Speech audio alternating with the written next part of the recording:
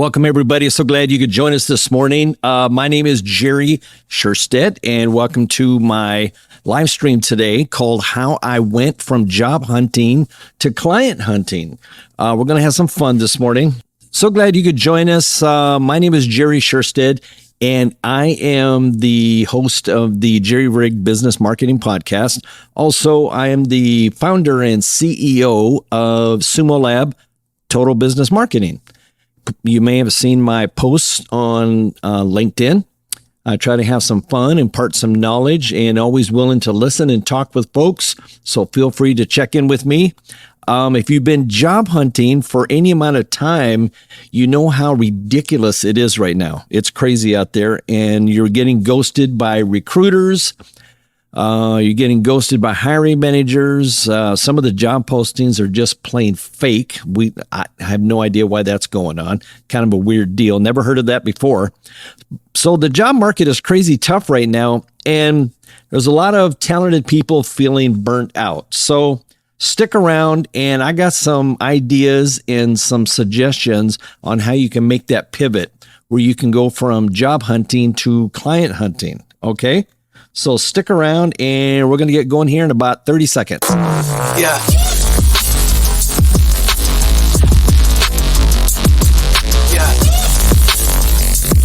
This is the Jerry Rigged Podcast, your no-nonsense knowledge base for business technology, marketing, and analytics. And now your host, Jerry Suhrstedt.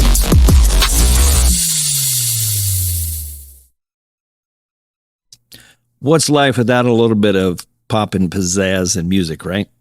Also, if you're on LinkedIn right now, you can jump on the chat window. And if you send me questions, I can probably jump in there and answer them. So do that. I have a PowerPoint presentation that we're going to go over, and it's going to really, I think, help you guys kind of think outside the box. So let's get going on that.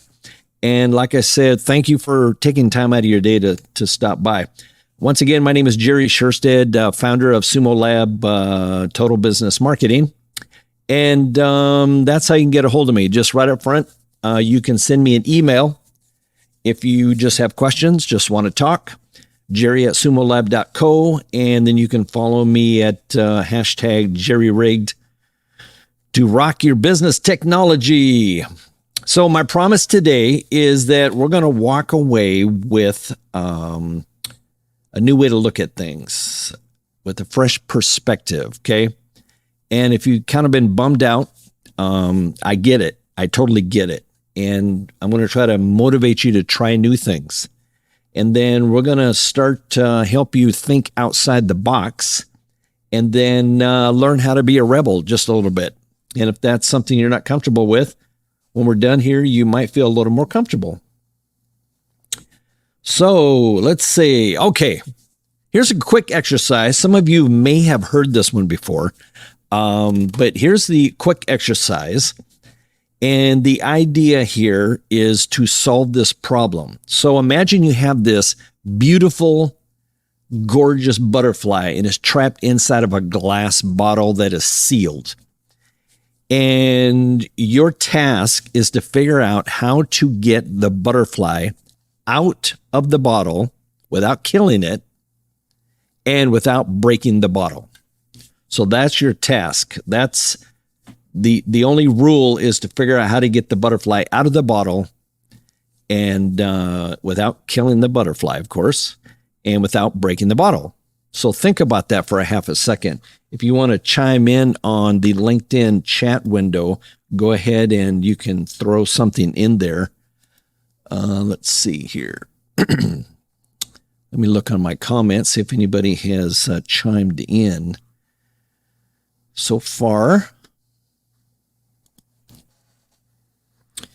That's fine. So when I was first given this problem, everybody in the room was just trying to just racking their brains.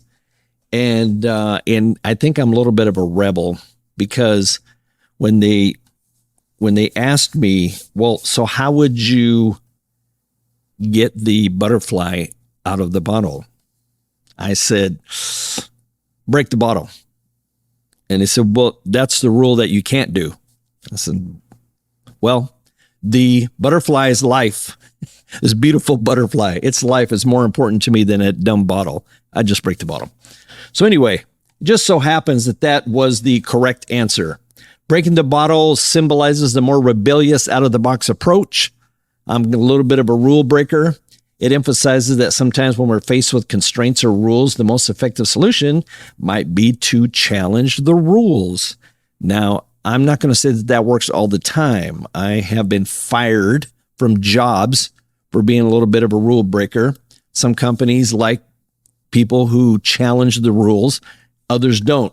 Some situations, sticking to conventional paths or constraints can limit creativity or efficiency. The rule-breaking answer, breaking the bottle, can be seen as a metaphor for disrupting norms and challenging the status quo. So that's how I roll. Another way to look at life is the glass half empty or half full? So some might think, well, there's really only two answers. It's either half full or it's half empty, right? Well, depends who you are. If you're an optimist, you're probably saying that the glass is half full. If you're a pessimist, you might be saying that the glass is half empty. If you're a realist, you might just be saying, well, it's just a glass of water, whatever. And then the physicist says, well, actually, it's a glass of liquid and gas because there's air on top. Then you got the surrealist. I'm not even totally sure what that is. The relativist says, well, actually, it's both. It's relative. It's half empty and half full. The utopist says that the water sits on top or wants it to sit on top. So it looks like it's half full, but it's not. It's obviously going to sit on the bottom. The skepticist says it's not even water. And then the artist says, hey, I just want to paint. Anyway, so the point here is to illustrate that there's so many ways to look at things. And that's kind of what we're going to do. So the current landscape in the job market, it's rough out there, right? It's really tough. And we're seeing high competition, endless ghosting from recruiters and hiring managers. And oh my goodness, it's a never-ending frustration, right? Studies are showing burnout rates among job seekers. And some of this is taking a mental toll. And if you read LinkedIn on a daily basis, I think you'll agree with this. You're seeing folks on there that are rage posting.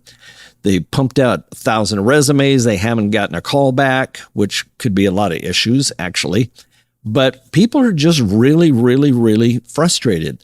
And there's a lot of games being played out there in the marketplace.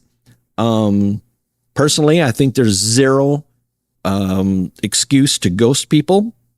If you treat people like people and as humans, just like you want to be treated, you're not going to do that. These companies that are posting fake jobs is abhorrent. If you're on unemployment and unemployment is requiring you to submit like 6 job postings a week or 4 or whatever, it depends on which state you're in. You could be posted all fake job postings because some of the jobs that you're submitting resumes to don't even exist and they have no plans to hire anyone. So anyway, ridiculous. So here's a couple of numbers I found really interesting. Right now, approximately, there is about 7.1 million job openings in the United States. But there are 33 million companies in the United States.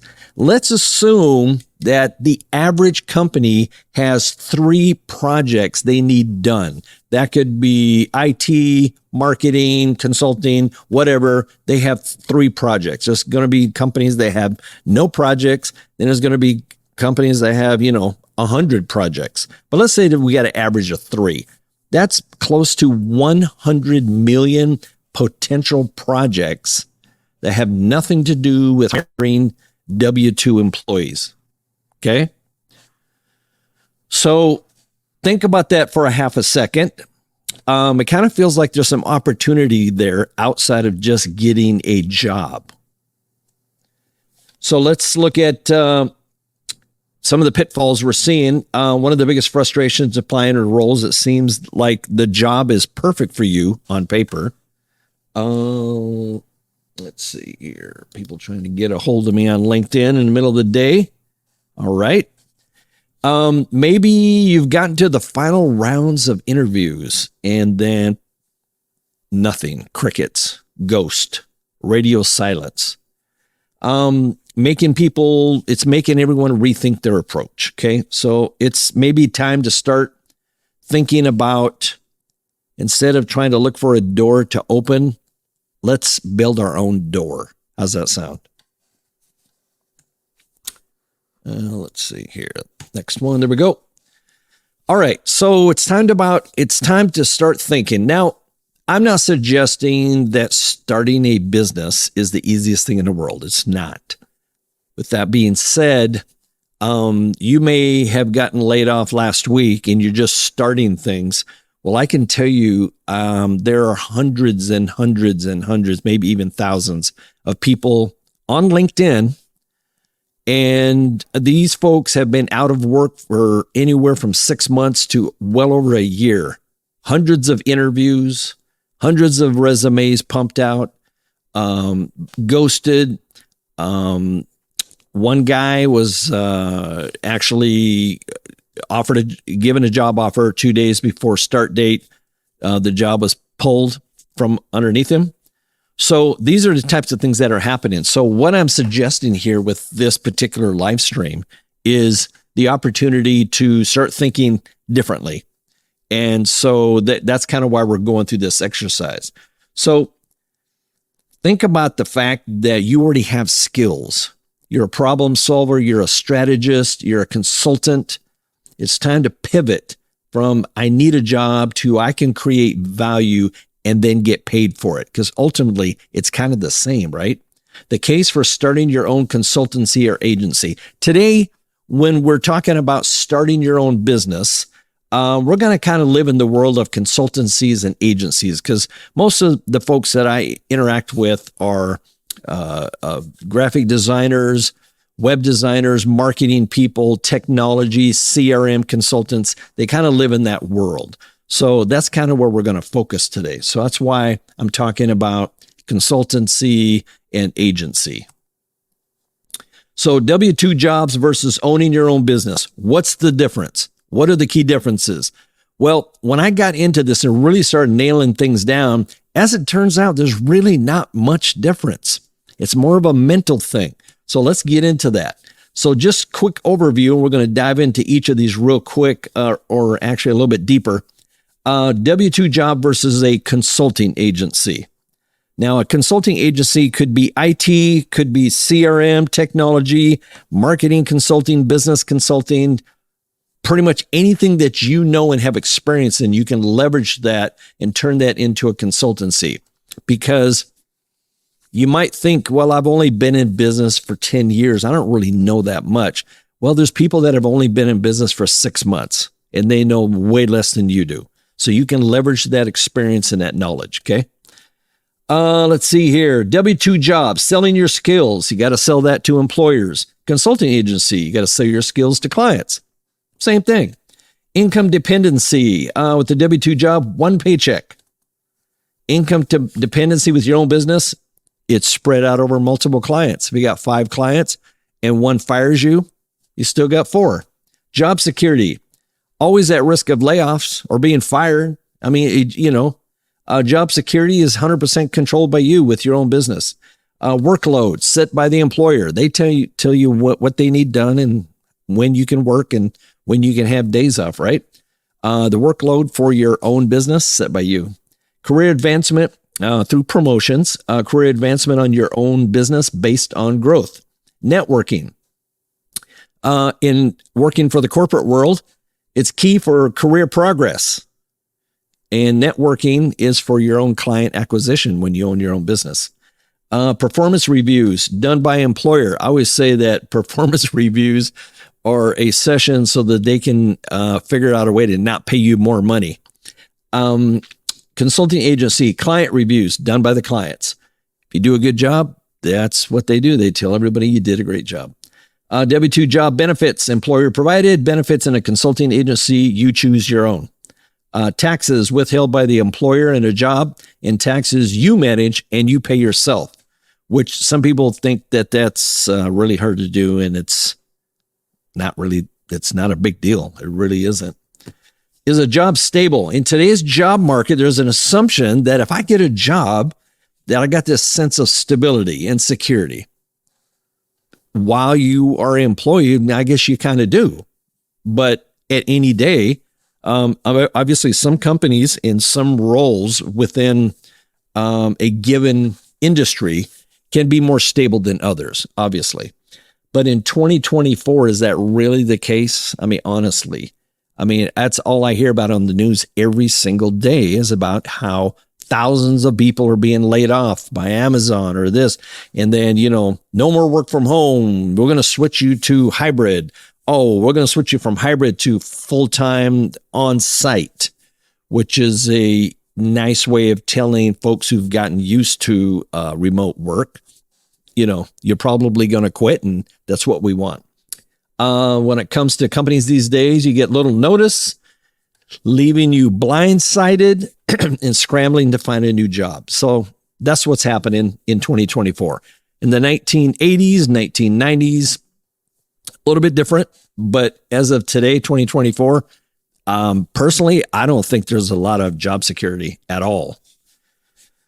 So when you are job hunting, you're selling yourself, you're selling your skills, you're selling your services, and the energy time that you put into job search, that's a full-time job. It is full-time. Pumping out resumes, redoing your resume. You really should be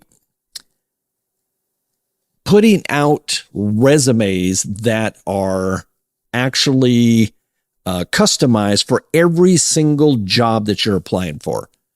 You can spend 8 hours a day doing that. And then once you start getting interviews, then you got to prepare for each interview. And some of these companies will put you through 4 and 5 rounds of interviews. Some of them even ask you to produce a project at no pay, by the way, only to find out you didn't get the job. And then when you land the job, the security you think that you have, it can disappear in a moment's notice. Now, notice, I'm not saying every single job is like this. Obviously not. My brother works for a hospital network up in Washington State in the IT department, and he's been there 120 years.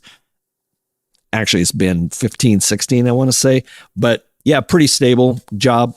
He gets paid decent money, and he's got a slack job. He's kind of kicks back and does his thing, and he's got a cool boss. And so those are a little bit of the exceptions. So W-2 job. Let's talk about that. Selling your skills. You're always selling your experience and skills at a regular job. Income dependency. Your entire paycheck depends on one company's financial health. If they go down, you go down with it. Job security. Your job is never fully secure. Companies can lay you off at any minute. Workload and deadlines. You are responsible for meeting the company's goals, deadlines, and objectives. That's part of that W-2 job. Career advancement. Promotions and raises are determined by management, by some other person. Let's see. W-2 job. Networking. You still need to build professional networks and grow with the company and the industry. That's just part of having a good job. Performance reviews. Your future at the company hinges on periodic reviews of your work performance. Like I said, an excuse to not give you any more money. Employee benefits, health insurance, retirement plans, other perks are often provided, though they're not always guaranteed. And then taxes are automatically deducted from your paycheck. So those are some of the nice things about a W-2 job. So let's look at starting your own business, your own consultancy, your own agency, whatever the case may be. You still got to sell your skills. You're pitching your experience and your expertise directly to clients, just like you would to an employer. Income dependency. You can secure income from multiple clients, reducing your reliance on just one source of revenue. Let's see what else. Workloads and deadlines, or job security. You control your work when you run your own business with your clients and projects, and you don't really have a risk of a layoff from one employer if you have 4 or 5 clients that are giving you regular work and one of them fires you, or even 2 fire you. You're still not completely destitute. Workloads and deadlines, you set them, you manage them, you give your customers great service, and you decide which projects that you want to work on. Career advancement, your growth is totally determined by your performance and effort. No waiting for a promotion. You work hard and you bust your buns and you get some good clients. Man, the sky's the limit. Networking. Now you're networking for you in your company. Client reviews, client satisfaction influences reputation. The better you do, the more people will love you. Benefits. You can choose your own benefits.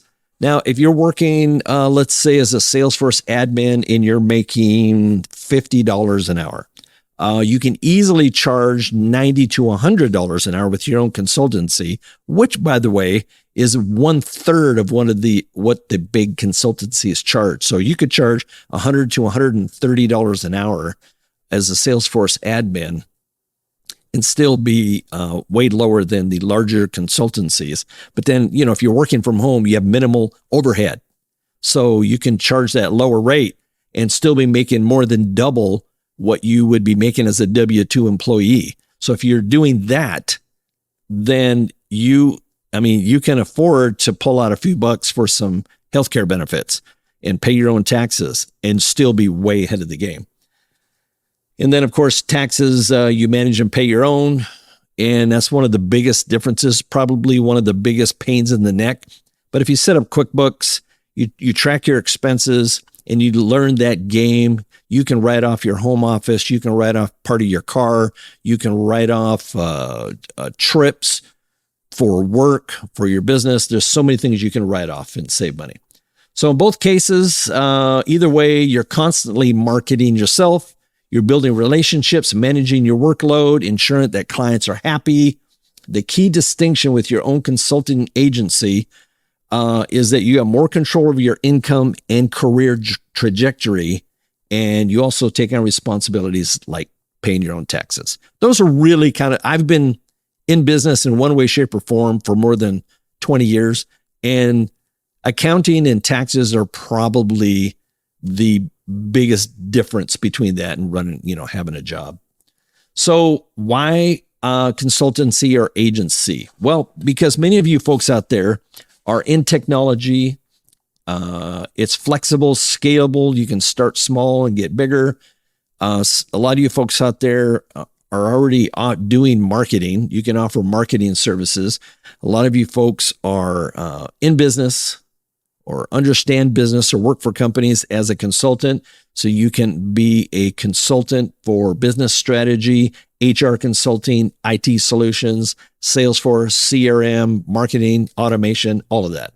So there's plenty of need out there in the marketplace. So questions. Let's talk about what would motivate a company to hire you in your own business versus just hiring somebody to work for them full time. Well, many companies are cutting back, and we already know this. We see the layoffs and the firings, and the trickery that they use to get rid of old people. Retire early, Bob. Here's a couple of months of severance, and I know you've been with us for 30 years, and you make a lot of money, but we kind of want you out of here, so we're going to incentivize you to retire early. So a lot of these companies are motivated to not hire W-2 employees. They call them head counts. So as a freelancer or consultant, if you're costing them about half of what they normally cost, plus they don't have the commitment of hiring somebody and having to keep them forever and give them benefits and payroll burden tied in with their existing pay, then there's lots and lots of motivation and reasons for companies to hire a freelancer or a small consultancy to help them with the projects that they have going on. So success stories. I've seen folks transition from just marketers who just been laid off. They jumped in and started their own company, and next thing you know, they have 4, 5, or 6 clients, and they're rocking and rolling.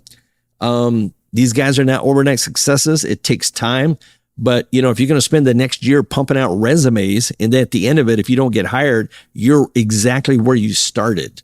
Where today, if you just got laid off, you go ahead and start that consultancy. You're building brick by brick through this process over the next 6 to 12 months, something that's going to be owned by you. Every single person that I've ever really known that did this process, moved into running their own business, almost every single one of them have always said one thing, and that was, I wish I had did this earlier. So there's some anecdotal feedback. So leveraging your existing skills. Are you great at organizing? Then maybe start a project management consultancy. Are you a marketing whiz? Then maybe you can be a marketing consultant.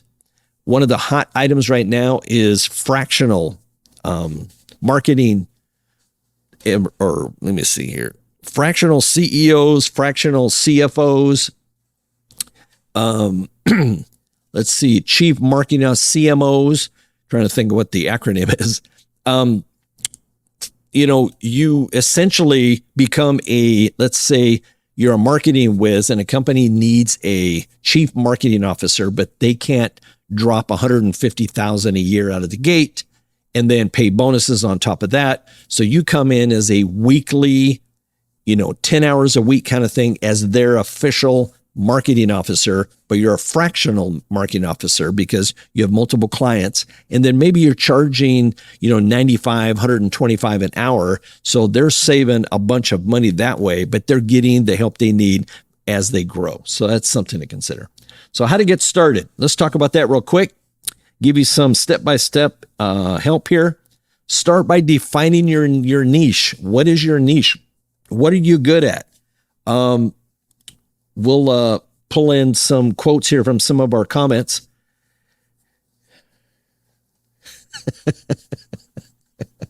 Okay. And then we got Vibor. Good morning. Great session already. Thanks, Vibor. I appreciate that. So start defining your niche. What problem can you solve? Who is your ideal client? Narrowing down your focus will make it easier to market and build authority in that space. So that's something that you need to do out of the gate. What's your niche? Are you a marketing person?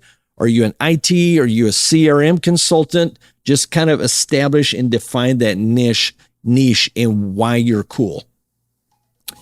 So let's see here. Step 2, build your brand. You got to build a brand. You got to have a reason or a thing that people know you for. Okay. Branding isn't just a logo and a website. It's a promise to your clients. It means something. It's a position. It's how to position yourself in the market. Are you the cheapest in town? Are you the best in town? Do you give the best service in town? All of those things go into like who you are and what you offer. Start with a simple website, LinkedIn profile, clear messaging about what you do and the problem that you solve. So that's part of your brand. Step 3, create your offering. Let's say you're a marketing consultant, such as myself.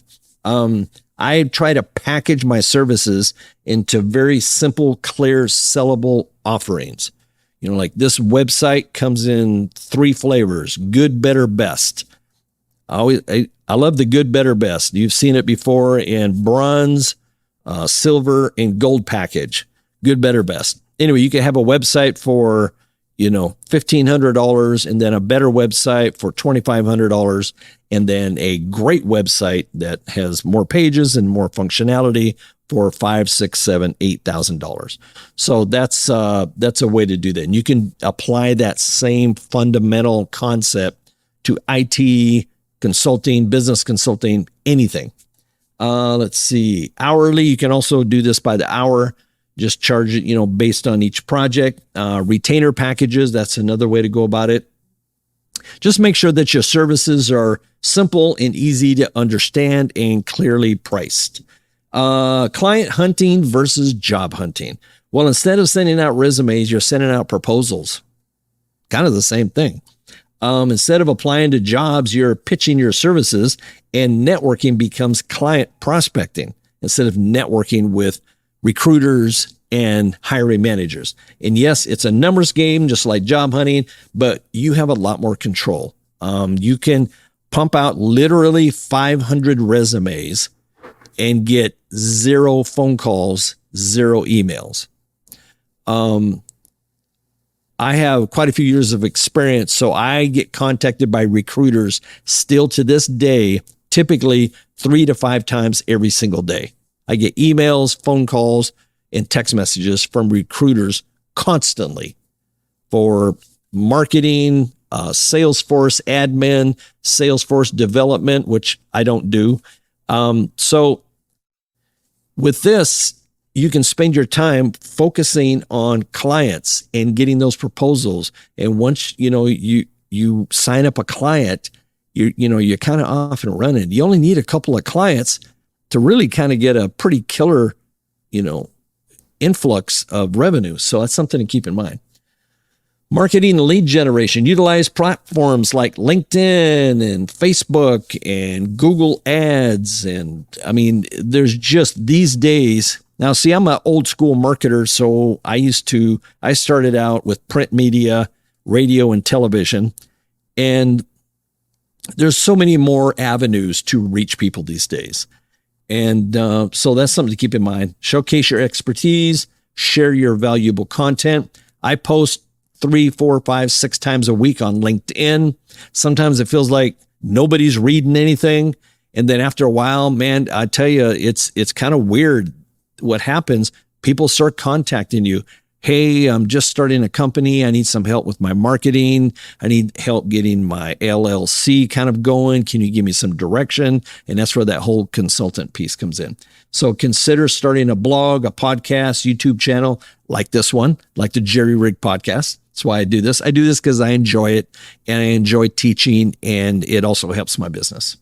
Overcoming the fear. It's normal to feel scared, man, I'm so used to having that job. But if you've been trying to get that job now for a year, I think it's time to pivot, time to start, trying some new things. What's scarier, staying stuck in a job hunt with no end in sight versus taking a leap and building something on your own terms? Think about that concept. Common challenges and how to overcome them. We're getting close to the end here, folks, so just kind of give you a little heads up. Managing uncertainty and financial risk. Yes, there is risk involved. There's risk getting out of bed. There's risk trying to get a job. There's risk when you cross the street. There's risk in everything we do. I think that the risk involved with starting your own agency and consultancy, the risk initially feels crazy big. And then after you pick up a client, then it's kind of like, oh, that risk feels a lot less risky. Then after you've done it for 6, 8, 9, 10, 12 months straight, you're just going, I can't believe that I've been working for companies all these years. I should have did this years ago. It's kind of a mental transformation that happens. So there's always ways to mitigate the risk. Start small, keep your day job while you build up your consultancy, assuming that you have a job right now, and offer your services on a freelance basis and test the waters. Maybe fire up a small sole proprietor business license with your local state, and then you can move into an LLC or something, 6 months down the road. So something to keep in mind. Handling rejection, just like job hunting, client hunting involves rejection. Not every pitch is going to land. Not every client will be the right fit. I have at times fired clients. That feels kind of good. They just weren't a good fit. You could tell that they had unrealistic expectations. I've sent many an email that says, I just kind of feel like we're never going to be able to meet your expectations. So, I'm going to recommend that you find someone else. And, when you're first starting, of course, you want to take every single deal. And 99% of the time, that's what happens. But you'll get to a point where you'll have a good little book of business and you start getting a little more choosy about who you work with. So the whole key is to learn from every interaction and refine your approach. And of course, balancing work and life. When you're your own boss, it's easy to let work take over. I have a home office and my wife will let me know it's 6 o'clock, you're done. And so you got to just close up that laptop and spend time with your family. Set boundaries, manage your time. Remember, you're doing this to create more freedom. And at the end of the day, money is always part of the equation, but that freedom to me is the most important piece of the equation. I ran a post on LinkedIn. I think it's still live, but it had 3 questions. Which job would you take? $120,000 a year, but you had to work on site 5 days a week. $109,000 a year, and you had to work hybrid. And both of those included a 45-minute to hour drive. And then the last one was, would you rather take $96,000 a year, but work completely remotely? And I've gotten over 250 responses, and 88% said they'd rather take way less money and work remotely and work from home. So you can kind of see where most people are thinking. So conclusion and call to action.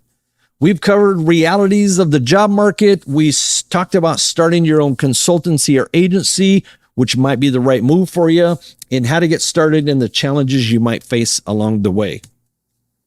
So here's what I encourage you to do. I put this lady in there for a reason, because what it reminded me of, all this talk about ageism and sexism and racism and all this during the hiring process. Well, they didn't hire me because, I look like I'm 50 years old or whatever the case may be. When you run your own business, all of that kind of sort of just goes away. When a client's talking to you and, you're in your 60s, they just kind of look at you like, hey, this guy must know what he's talking about. I like that experience, but it always seems like, there's always this hesitancy when you're interviewing for a job. So I put this lady in here because I know lots of women who have women-owned businesses, and some of these women are in their 50s, 60s, 70s. They're real estate agents. They're running their own business. They're doing their thing, and nobody's fussing at them about how old they are. So that's kind of cool, I think. So it's not easy to run your own business, but you got the skills, you got the experience. Now let's just parlay those in and quit giving them to some company. Now, I'm not saying to stop looking for a job. Keep looking for a job. Fire up your own company. Put your company on your LinkedIn experience as a job. Don't say you're the owner. Don't say you're the founder. Just say, I work for myowncompany.com. and I am a Salesforce CRM consultant, and then put the experience you have on there. No one will know that you own the company. You don't have to tell them you own the company unless they ask. And so it gives you a lot of flexibility. So it's time to start client hunting and spend a little bit less time job hunting. So if you're ready to get going on this, and you just want to chit chat, you want to bounce some ideas off, you can hit me up on LinkedIn. Let's see. And, lastly, I just want to say, you know what all these companies got in common? So you got big Accenture, multi-billion-dollar, Slalom, multi-billion-dollar. Then you got my company in the middle there, Sumolab. You know what we all have in common? We all started somewhere. There was a Monday, when we did not have our own business. And then the very next day, Tuesday, we started our companies. So that's what we all have in common. Now, obviously, I don't run at the same level as these other guys, but when clients are looking at you, they don't know. They don't know how big you are or how small you are. So there you go. That's all I got for today. If you want to contact me, just send me an email at jerry@sumolab.co, not .com, .co. And then you can follow me on hashtag JerryRigged on LinkedIn. And then also on LinkedIn, just ping me, just send me a message and I'll respond to you. I promise not to ghost you unless you're trying to sell me some Ginsu knives or something on a multi-level marketing platform. That I'll probably ignore. So thanks a lot, you guys. Enjoy your day. And thank you for stopping in to the Jerry Rigged Podcast. The Jerry Rigged Podcast. Don't forget to subscribe on Apple, Spotify, or Google. Business technology for CEOs, managers, and business owners. We're here to deliver insights and strategies without the fluff. This is the Jerry Rigged Podcast.